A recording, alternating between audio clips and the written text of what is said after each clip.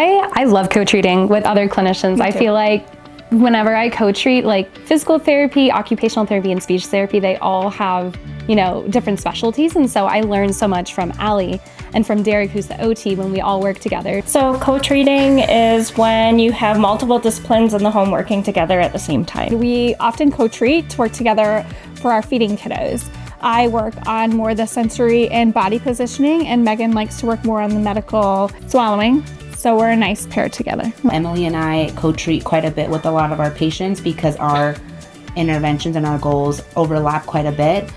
So it's easier for parents in terms of scheduling, and they're able to see, you know, what can we do in speech that can carry over to OT and vice versa. We see a lot more progress and carryover, getting two perspectives for kind of the same difficulties or struggles or disabilities our kiddos are having. Having that option to co-treat in person together and telehealth is really amazing. Yeah, like before this session, I messaged Julie like, oh, what should we do today? And, you know, I know he's working on feedings, so, you know, Julie mentioned trying spinach again.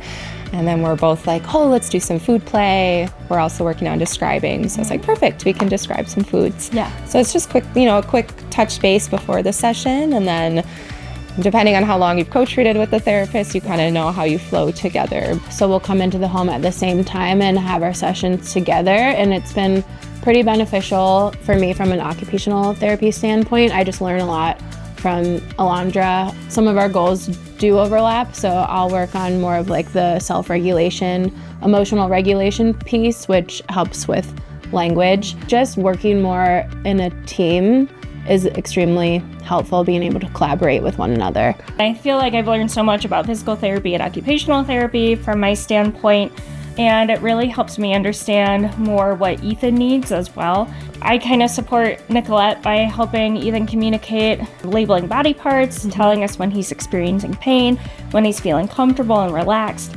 so that way he can communicate to us what he needs during his therapy sessions. As a new grad, I feel like I got so much amazing training and support.